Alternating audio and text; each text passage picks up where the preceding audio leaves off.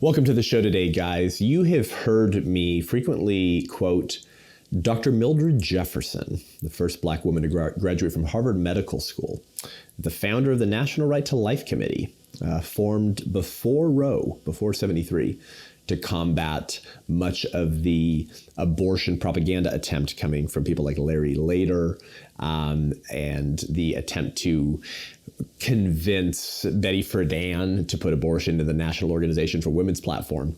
And you had the first Black woman graduate from Harvard Medical School, a pro-life activist and voice, who later turned Ronald Reagan pro-life. And we actually have the letter that Reagan wrote to Dr. Mildred Jefferson saying that he wished he had heard her case and what she had to say before he signed the pro-abortion legislation in California. Well, you don't know that woman's story because have you noticed the pro-abortion industrial complex and liberalism writ large hates Black people who, as Clarence Thomas said, deign to think for themselves, who are conservatives. Well, Dr. Mildred Jefferson is famous for saying, "Today it is the unborn child. Tomorrow it is likely to be the elderly or those who are incurably ill. Who knows but that a little later it might be anyone who has political and moral views that do not fit into the new distorted order." Dr. Mildred Jefferson said that decades ago. We have been living in just a little bit later for some time. You see, those who murder the unborn will not hesitate to murder the born. And those who murder the unborn actually cannot be trusted to govern the born. And those who call the dismemberment, disembowelment, and dissection of 65 million children in their mother's wombs over the last 50 years healthcare can certainly be trusted to get everything else wrong. So, Mark Houck, the executive director of the King's Men, a pro-life activist, advocate, homeschooling father, and leader in his community, woke up one morning as he had a quiche in the oven to banging on his door on September 23rd, 2022, with the FBI coming to arrest him and pointing guns at his children and his family. He joins us today to discuss how all this happened and the very scary moment that we are in as Americans and pro-lifers because of our tolerance of the evil of abortion for so many decades in America. Buckle up, you're in for, I guess, a treat. I'm Seth Gruber, and this is Unaborted.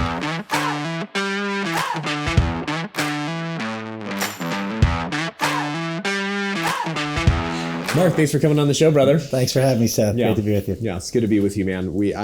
I have been telling your story in little tidbits on stages because I speak a lot and a lot of churches, thankfully, because that's the institution we have to wake up, right, man? That's like right, if we can that's wake right. up the capital C church to actually contend for righteousness in the public square, we can turn this whole American experiment around. And by the way, you know what, Mark? The left knows this. This is why Newsom, we call him Governor Newsom-Leaney, in California wrote an executive order during the scamdemic shutdowns to say that you couldn't sing in churches.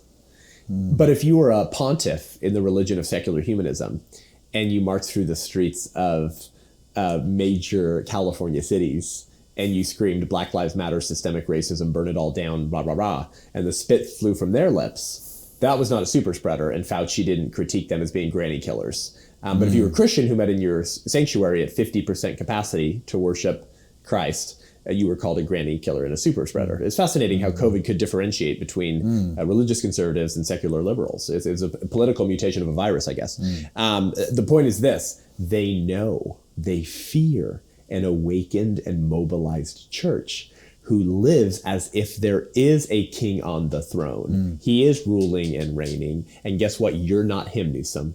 You're not him, Merrick Garland. You're not him, Nancy Pelosi. And we're going to live our lives in accordance with how he's called us to, because we're going to have to look him in the face one day and hopefully hear the words, "Well done, my good and faithful servant."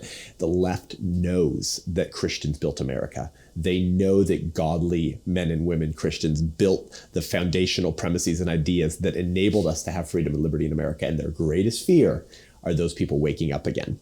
So when you start to contend for the unborn and you start to contend for truth, particularly after Roe v. Wade gets overturned, when the left, liberalism, the abortion industrial complex, and dare we say, Mark, the spirit of the age, is losing their mind over Roe v. Wade getting overturned, what do? They start coming for anyone who has political and moral views that do not fit into the new distorted order. But sidewalk counselors who contend outside of the doors of death where children are killed are some of the number one undesirables, number one enemies of the, let's call it the liberal establishment today. And you understand what I'm talking about. Yeah, good times. Because unfortunately, you had to experience a lot of this banana republic kind of stuff we're living in now. So, Mark, thank you for coming on the show. With that intro, I just want you to tell us your story. Firstly, tell us kind of what you do with your ministry, because it sounds amazing. And then I want you to tell us what happened in 2022. Sure. Well, thanks for the opportunity. So the King's Men is a small men's ministry, but it has a large footprint because the Holy Spirit will do whatever the Holy Spirit wants to do. Yeah. So we began in Philadelphia back in 2004. 3 guys wanted to come together and just strengthen and sharpen each other. Proverbs 27:17.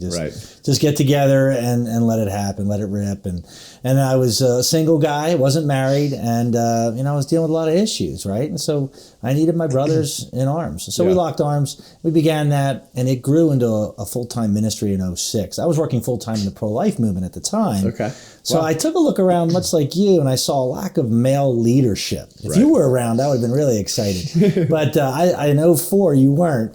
And I took a look around. I saw a tremendous lack of male leadership. And I said, what's the problem? Why aren't more men standing up for the preborn child? Yeah. A lot of women, a lot of good women. There was a lot of good men, but they were in their 70s, maybe 80s, some of them. And they were great for mentoring and great for wisdom, but they weren't appealing to me necessarily on that level. Sure. So we launched our ministry to address the issue of abortion, but we really went to the root, believe it or not, Seth, with the issue of pornography. Yeah. Because that's where the seeds are planted for the hypersexualized culture. That's true. And of course, it leads to abortion, right? It's a root cause. So we kind of took a step back and went deeper, and we were part of the closing of 23 sexually oriented businesses just by praying, doing what we do. Yeah, 23 sexually oriented businesses. Wow. Since 2004, where we do at the clinics, right? At the abortion mills. We go out and we pray. And we hand out literature, and we encourage, and we're compassionate, and we say, hey, we can help you. Same thing we do at the abortion mills, right? Yeah. So we were just applying those principles, and we continued our fight with the abortion fight. But since then, we grew into that full-time ministry where we reached out to the whole country, Europe, Korea. We have Arab military bases in Korea, Afghanistan. We had men's groups meeting, military personnel, and then yet the Lord, we never know where He's going to take us next, right? Yeah.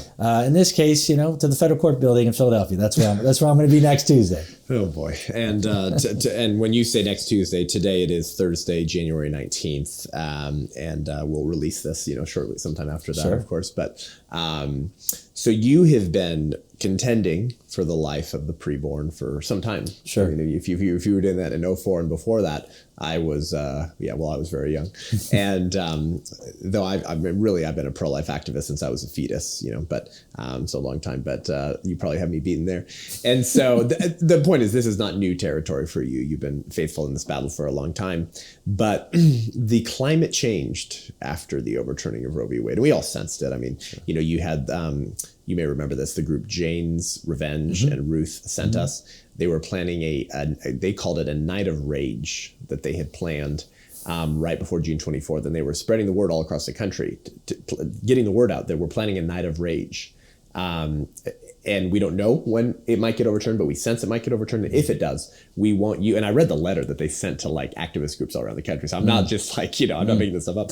Telling people, we want you to express your rage in the streets. We want you to hit the streets and cause chaos and be angry. It's like, well, we experienced that in 2020, didn't we? So they were preparing some of this stuff, right? And then some of these groups were walking into mainly Catholic churches, and they were chanting, without this basic right, women can't be free. Abortion on demand and without apology. And they were dressed like the Handmaid's Tale, stupid uniform.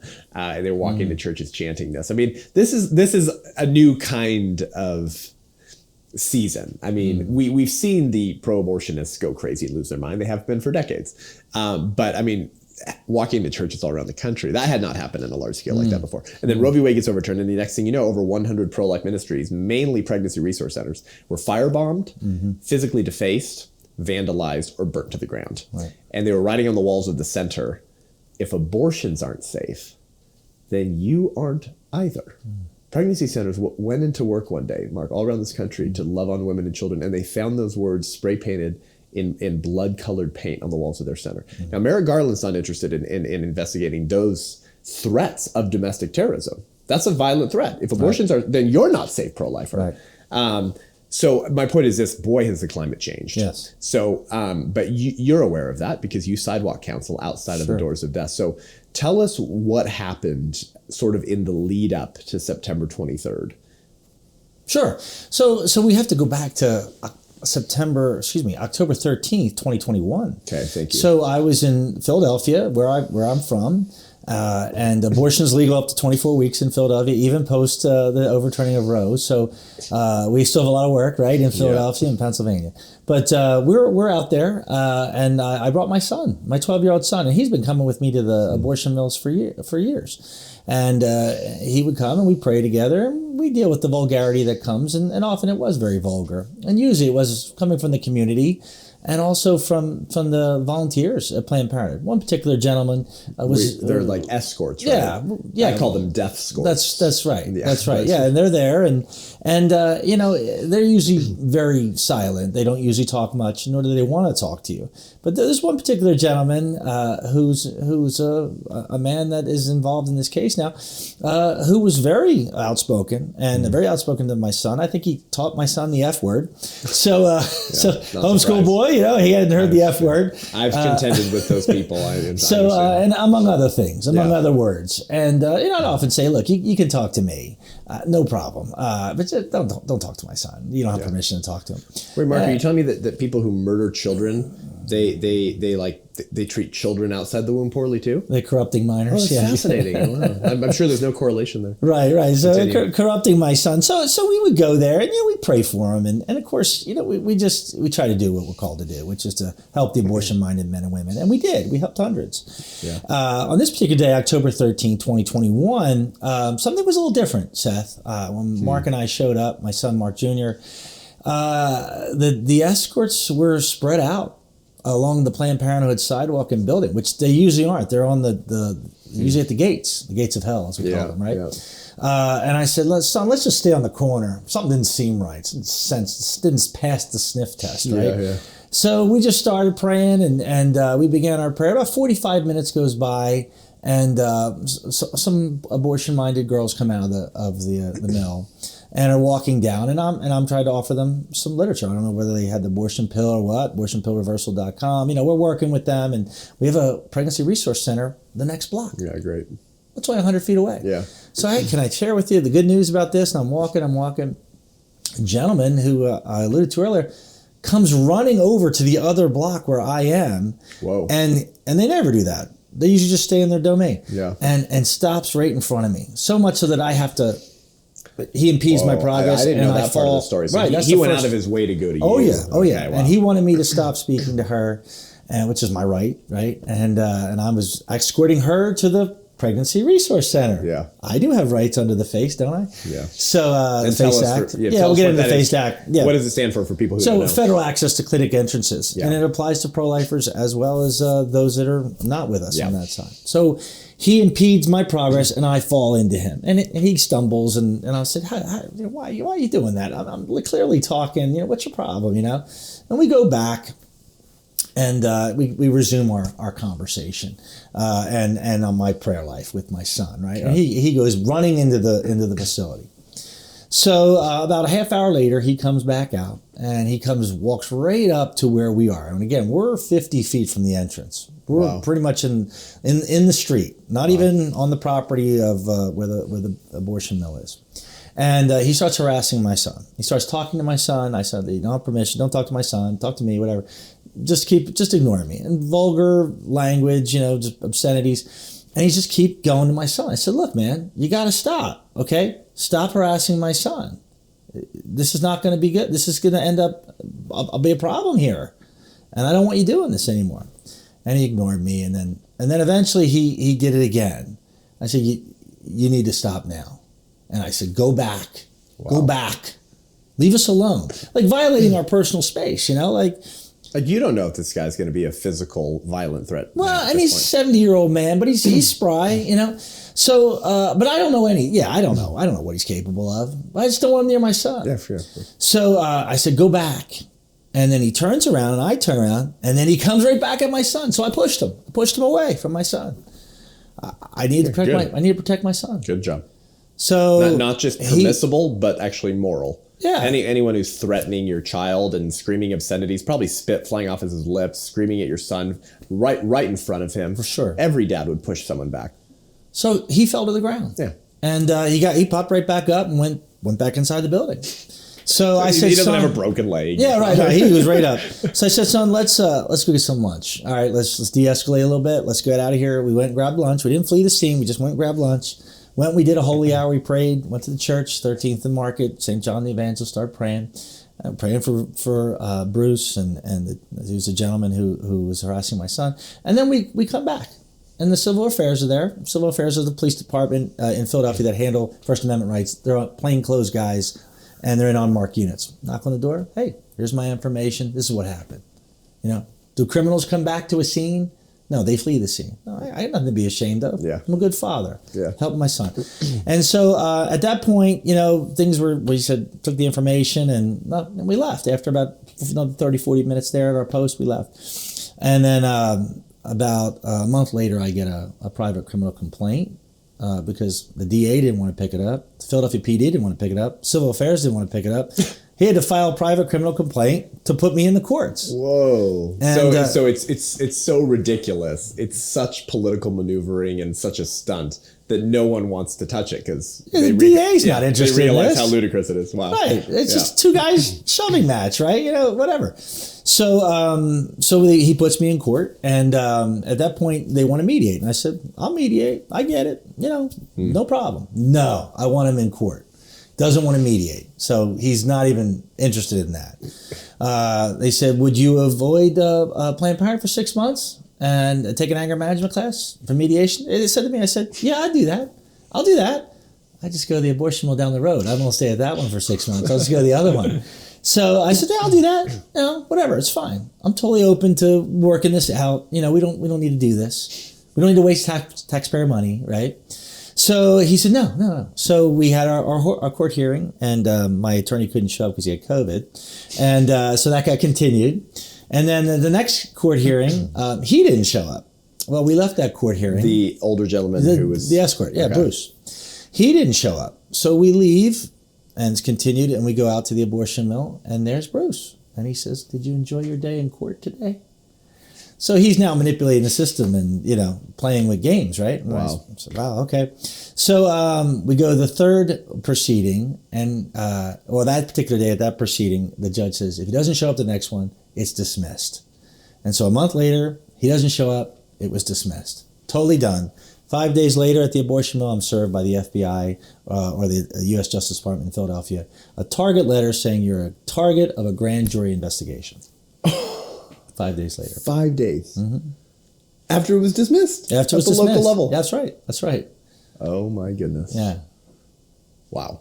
So do you continue to sidewalk counsel? Of course. Yeah. Nothing changes but the date. We're in mission, right? So we're there. We're going, and I have attorneys. We're represented. We got case law against it. We're totally good. We're there. Now he's not. He doesn't show up at all. Yeah. He's not there at all. It's a bummer, Mark, that you weren't like a transgender or transvestite black disabled illegal immigrant, because then you could have burned the entire abortion center down. And Kamala Harris would have tweeted a fundraising link to help raise the funds to pay your bail. It's such a bummer, huh? That we're a white cisgender, very evil Christian nationalists. All joking aside, but we should joke about these things, right? Because the hypocrisy is so glaring. But the point is that they know they're hypocritical. They don't care because they are in control. They have power, And to quote Dr. Mildred Jefferson, the longer you tolerate this evil of abortion, the sooner it will come home to roost for you as well. Mm-hmm. In other words, paraphrasing Dr. Mildred Jefferson, I think we should say that the longer you tolerate some human beings being denied rights of personhood and called unwanted and dehumanized, the sooner that you'll be the next iteration of those defined unfit to live, undesirable, unwanted, or to quote the Nazis, Lebensunwertensleben, life unworthy of life. And we should say this very clearly. The deep state, the Leviathan, the liberal establishment, whatever you want to call it, they believe that pro-life conservatives are life unworthy of life. Like I don't know how much more clearly I can speak for the I'm not political Christians, those who don't like to engage the dirty business of politics. I don't know how much more clearly to say this to you guys. They hate you. Okay, this is why Karine Jean-Pierre, Biden's press secretary, said last fall, right around the time that this happened with you, that basically they called them ultra MAGA Republicans, but really they just mean any pro-life conservative, are the greatest and most, quote, the greatest and most extreme threat to freedom and democracy. That's how they view patriots, conservatives, pro-lifers, and Christians. And you're starting to experience that. You are experiencing that. And my only hope after that you experience justice, Mark, hopefully, is that people wake up and see these stories and realize the moment that we're in, what time it is right now in this American culture war. So I want you to continue from there. Sure. From 5 days after it's dropped by the local level, you get served a grand jury target letter. Target letter. My goodness. What happens Yeah, so next? the target letter basically says you're a target of a grand jury investigation, and have your attorney contact this office immediately. So, of course, I did, right? Attorney contacted and said, hey, you have no case. There's case law here against it. Even in your own district, there's case law. But look, if you want to indict my client, you don't need to bring an agent out to his house. We'll bring him in peacefully. He's a peaceful man. So your lawyer said that? Yeah. If you want to indict him, we'll bring him down. He's got no problem with that. And that was in April. That was in April of 2022. Okay. Wow. There was initial exchange, I guess, with the lawyers, but we didn't hear anything. In fact, in August... So they just didn't respond after that? No. So you got served this target letter. Your lawyer says, hey, obviously you don't have a case here, but, don't freak out. He'll come in if you need him to. And then it was just nothing. It was just nothing. And my attorney called me in August of 2022, and he said, have you heard anything from the DOJ or the Assistant U.S. Attorney? In August. So between April and August, Roe's overturned now. Yeah. Okay, keep going. So August, I think it was towards the end of August, he said, have you heard anything from the Assistant U.S. Attorney? I said, no. Have you? He said, no. He says, I keep calling her. She won't return my calls. So I said, okay, well, maybe... So your lawyer's going out of his way. That's right. To try to establish contact. What's the status here? And I said, well, maybe we just let sleeping dogs lie, maybe it's just like there's no case here. He said, well, yeah, I guess. Next thing I know, I got September 23rd at 6:45 in the morning. I have a banging on my door. That's the next thing I heard from anybody from the Assistant U.S. Attorney's Office. So take us to that moment. So I wake up early, 6 o'clock. We have co-op that day. Homeschool dad, as you said, 7 children. I'm getting up early. I'm preparing the day. I got a quiche in the oven. It's going to be a quick breakfast, and we're off. So I gently wake my wife up, but she's stirring, and I go downstairs. Now it's dark. It's dark in Pennsylvania on September 23rd. Right, before 7, yeah. Yeah, you can't see anything. And so I'm doing my thing and keeping the lights low. As around 6:45, there's the ringing of my doorbell, like repeatedly, annoyingly, right? All in the house, like ding, ding, ding, ding, ding, ding, ding. And then bang, bang, bang, bang, bang, bang on my door. Oh my Open up. That's it. That's it. That's all they say. Now, first of all, if you're the FBI, that's not usually, I think, protocol to like declare who you are, but I didn't know who it was. I couldn't see out my window. I could see some sirens, but I was like, dear God, who is this? And I said, well, who is it? And they said, bang, bang, bang, bang. It's the FBI. Open up. Now, my wife isn't up at this point. My kids are still asleep. Oh, my gosh. Kids are sleeping, all of them. And I said, all right, stay calm. I have 7 babies in here. Please stay calm. Yeah. So I open the door and I show my hands immediately. The first thing come out is my hands. And I come out and I have I see 15, what I think are 15 marked and unmarked units. I have 15. multiple agents, which I learned were agents, on my porch. And I got about another 10 to 12 PA state troopers and agents spread out on my property on the side of my house, and apparently in the back of my house, as my children saw, that people were surrounding my home. So I said, the first thing that came up, I said, well, what are you doing here? I wasn't even thinking target letter. I said, what are you doing here? Wow. And they didn't say anything. And he eventually said, well, you know why we're here. I said, oh, well, you're here because I rescue babies. Whoa. That's what I said. You did. And they looked at me. Good for you. And they didn't say anything. I said, you know what? If President Trump was in the White House, if the Trump administration wasn't in the White House, you wouldn't be here right now. That was the first thing that came to my mind. It's totally and obviously true. They didn't say anything. Self-evidently true. They didn't say anything. So then my wife comes down, bathrobe on, like, do you have a warrant? My wife's all focused, laser beam. I'm in shock, I got flip-flops on, shorts, t-shirt. It's cold. Do you have a warrant for his arrest? And he said, we're taking him with or without a warrant. That's what the lead agent said. And my wife said, well, you can't do that. That's kidnapping at gunpoint, which were M16s pointed at me, now at my wife, and in the threshold of my door with my children, waking in up. my on the steps coming down to the door. And they have guns drawn. They have guns drawn. Oh, absolutely. All of them. Absolutely. Well, the 5 agents that were right on the front door, and there's people in the back, and there's guns pointed at me. Meanwhile, you're sticking your hands out the door saying, like, no guns here. I mean, thank God you had the presence of mind to de-escalate. Some men, good men, would be less controlled because they'd be so angry. Right. So praise God you had the presence of mind to de-escalate, because they certainly were not de-escalating. Well, can you imagine how reckless that would be? Yeah. What if my son or one of my little boys thought, this is pretty cool, I have an airsoft gun, let me show him my airsoft gun. They would have shot my child. They would have shot me. Yeah. It's amazing no one got shot that day. My gosh. So at this point, my wife asked for the warrant. They're not going to give it. And they said, we're taking him. So I said, hey, can I put some socks and shoes on? No. Can I put some underwear on? No. I wasn't naked. I had shorts on. But can I brush my teeth? No. Now, when an FBI agent comes to your house, Seth, if ever you're ever in this situation, usually the 1 or 2 will show up. And they'll say, hey, we're going to take you downtown. We have a warrant for your arrest. But finish up your coffee, pack your bag, get yourself ready.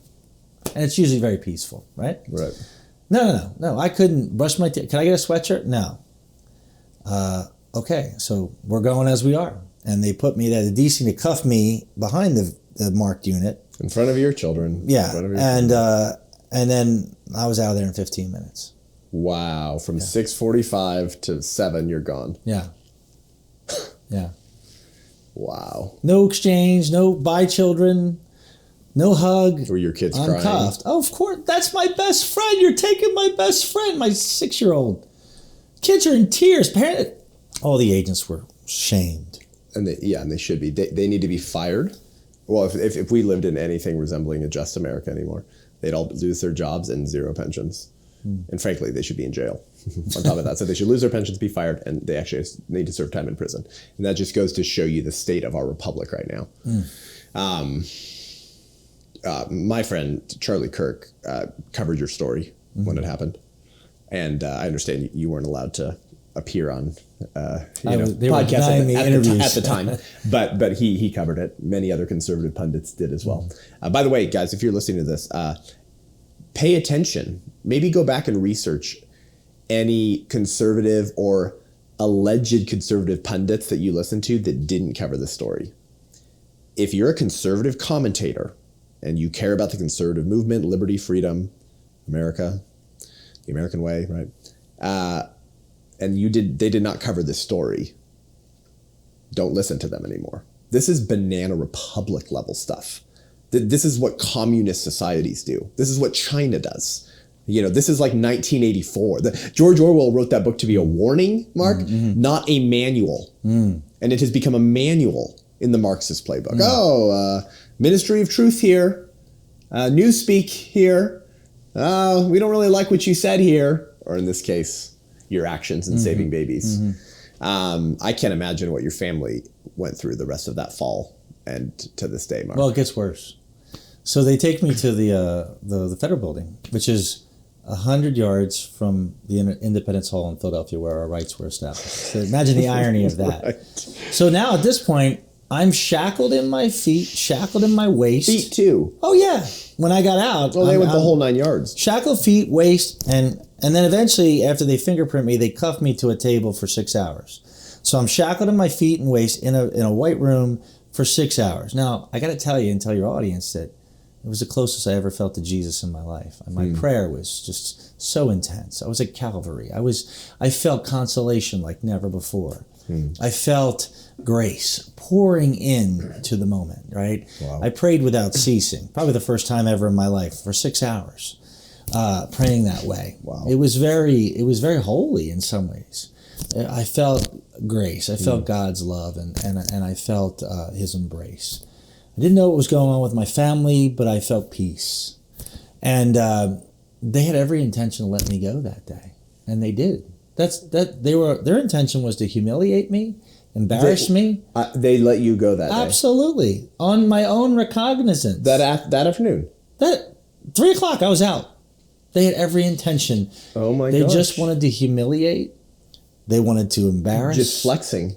And they wanted to scare. Yeah. They wanted to scare, put fear in pro-life America. Right. And citizens like me. And we're the FBI. We're unelected. That's right. We're unaccountable. That's right. We're the deep state. We're the Leviathan. We have tentacles everywhere. Try to vote us out. We're here.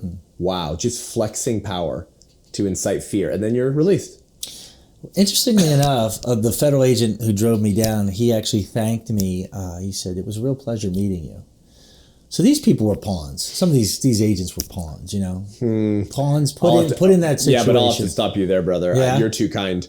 If as soon as you're given that order as an FBI agent who you signed up to protect and to serve, as soon as you're told to go scare the crap out of a Catholic pro-life homeschooling family because of a local complaint that was dropped by every institution, you quit. You quit, or you don't show up. You complain. You are sacrificing your soul to go along, to get along. So you're too kind. I'll speak for you. Thank you. These people have done eternal damage to their soul. I mean, can you imagine the level of evil? Ripping a father away in front of his children for what? For not even breaking a law. There was no law breaking. There was no lawsuit. There was no criminal indictment. There was no misdemeanor. It's just the Leviathan flexing its tentacles. I mean, shame on every one of those men. They're what C.S. Lewis meant when he said men without chests. Anyways, you might be right. You got me a little too fired. You might be right, but so you know, continue. You get let go that afternoon. So we have the pretrial bail is set, established if I'm a flight risk, which of course I'm not. But anyhow, they let me go, and I'm reunited with my family. Now I had to go to U.S. Marshals, and I don't know if you've ever dealt with U.S. Marshals. You don't want to deal with the U.S. Marshals. It's a lot of prison transfer, and they don't like anybody. Wow. So you really start to see the inside, and it was almost like I was already guilty. I was already on probation. Because the way they were handling me, it was like, yeah, you're a piece of meat, you know, like you're nobody. You really felt like you had no rights. Wow. So I left and was driven home, reunited with my family between 3 and 4 o'clock that day. And we cried together, we prayed together, but we were so glad to be back together. And that was the beginning. And I had arraignment 5 days later. Wow. Yeah. Wow. So where are we at now? So we pled not guilty at that arraignment, and we had our trial date set for January 24th, which is in 4 or 5 days from now. Which is 2 days after what would have been the 50th anniversary of Roe v. Wade as well. How about that? Yeah. How about that? Yeah. So that's next week. Right. As we're speaking right now. Wow, Mark. How are your kids doing? You know, it's just so hard as a father to understand the degree of trauma that they suffered. I mean, it was an act of pure terror. That's what it was. It was we're going to terrify this family, these American citizens who are guilty of no crime, And these children who are completely innocent, they're the true victims. My wife and the children especially. Yeah.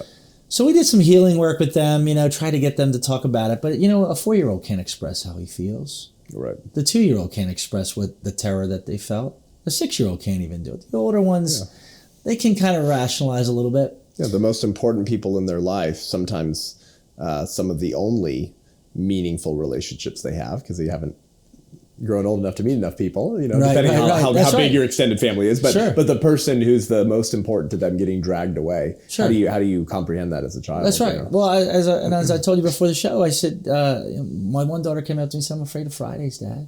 I'm scared of Fridays. She's 10 years old. Yeah. I had my 4-year-old acting out what he heard, banging on his sister's door, open up, FBI. And you think, geez, oh my gosh, how much has this been internalized? And how long will this be in them? What is the degree of trauma that will need to still be transformed? It will, unfortunately, Mark, it will probably be a seminal turning point of their life for the rest of their life. I believe unfortunately. Yeah, I know, and I know you know that, but I'm saying that's probably true, unfortunately. Isn't it, going back to the hypocrisy of the left, which here I am complaining about the hypocritical left again, despite the fact that they know it and don't care. But you got Merrick Garland behind all this. So let's talk about that as we kind of wind down the show. I've been saying a lot to, my listeners, my humble platform and podcast and speaking ministry, that this is Merrick Garland's revenge campaign against every conservative who dared denied him a seat on the Supreme Court. Because some people forgot, if they're newer to politics or to the political fight, Merrick Garland was Obama's appointee for SCOTUS at the end of the Obama administration. And Mitch McConnell, who I have very little respect for, guy's a total squish, can never be relied upon. But to his credit, he held up the appointment. And so we got Neil Gorsuch under Trump instead of Merrick Garland. Without that, Roe doesn't get overturned, Mark. So let's talk about that for a second. Dobbs versus Jackson Women's Health Organization, okay? The Supreme Court case that overturns Roe, Louisiana, right? Mississippi, thank you, Mississippi. That decision went 6-3. But then the court said, do we go the full way and fully overturn Roe? That vote was 5-4. So there are actually two votes in Dobbs, whether to uphold the Mississippi law, and then secondly, do we go the whole way and overturn Roe? They vote 5-4 to overturn Roe, which means Roe only got overturned because of all three Trump appointments to the Supreme Court. If Obama had his way and Merrick Garland is on the Supreme Court right now, Roe doesn't get overturned, Mark. Likely. So this is his revenge campaign against all of those conservatives and pro-lifers that denied him a seat on the Supreme Court. So when Mama Bears and Papa Bears started showing up to school board meetings in 2021, remember this, brother? It was like a Tea Party level, almost grassroots campaign that started happening, all organic, all natural at the local levels of moms and dads, some of them not believers or Christians at all, Mark, but they're like, you're pushing what kind of material in the sex ed or the critical race theory? It was those two things that drew the parents to this. And they start blasting these school board members at these public meetings, right? They're raising their voice, but no one's threatening violence, really. Merrick Garland comes out, you might remember this, in 2021, and he says, we need to open up an investigation of sort of like domestic, he called it domestic terrorist activity. Of what? Mama Bears and Papa Bears who don't want pornographic sex ed in their elementary, junior high, and high schools. So just think about how inverted and perverted this political moment is, guys. The guy who's critiquing concerned parents who don't want porn taught to their 10-year-old at a public high school, according to Merrick Garland, those are domestic terrorists. But Merrick Garland is the real domestic terrorist. Whether he signed off on the raid on your family's home or not is beside the point, because he damn well knew about it. We know that. He damn well knew about it. The guy complaining about Christian nationalism and domestic terrorists and January 6th. I know some people who had FBI show up to their home, Mark, who didn't even enter the Capitol Rotunda, who were just outside. And the FBI raided their home. Why? Because Merrick Garland called them domestic terrorists. Meanwhile, he's sicking the FBI as domestic terrorists onto pro-life Catholic families. Yeah, let me say this. Please. The FACE Act was started by Chuck Schumer and sponsored by Senator Ted Kennedy. Now, what you need to know about this, and this is a brief that we filed, is that Merrick Garland and whoever was responsible doesn't even understand the law of the FACE Act. And in a dialogue on the House in 1994, Senator David Durenberger from Minnesota is dialoguing with Senator Kennedy to understand this act that Senator Kennedy is sponsoring. And he says, are escorts, sidewalk counselors, people on the outside of the building, do they fall under this statute? Are they part of this? In other words, can any suit, any lawsuit be applied to them? And Senator Kennedy says unequivocally, no, they are not involved. Absolutely not. So what you have he was the co-sponsor. is the law establishing that no one on the outside, escorts, sidewalk counselors, and they use those names specifically in this conversation. And we presented this brief, which as of this conversation hasn't been ruled on yet. It's not even an appropriate use, an application of the FACE Act, because it doesn't apply to pro-lifers outside and escorts that are volunteers for Planned Parenthood. It only applies to the reproductive health people inside the building. See what I mean? He doesn't even know the law. And so it's been a whole... In my case, this is the first ever case brought against a pro-lifer who wasn't doing civil disobedience or a sit-in. Right, it's like the first time. like Operation Right. Yeah, you were so, just... Right, okay, so there's a degree of like, okay, I'm just praying with my son outside the mill and my son's getting harassed. Right. You know what I'm saying? That's the gross misapplication, abuse of power that we're dealing with. Yeah. Well, because as one of the founders said, it might have been Jefferson, I don't recall right now, but the end of government is justice. I mean, that's the whole point, right, of government. So people like Chuck Schumer and these folks, and you know this, Mark, these people, they don't believe in justice. They don't believe in the law. They don't believe in upholding the law. They flout the law any chance they get. Once again, it's not hypocrisy, it's hierarchy. And what the love of power does to a human being, that's a conversation that we don't have enough in the conservative movement.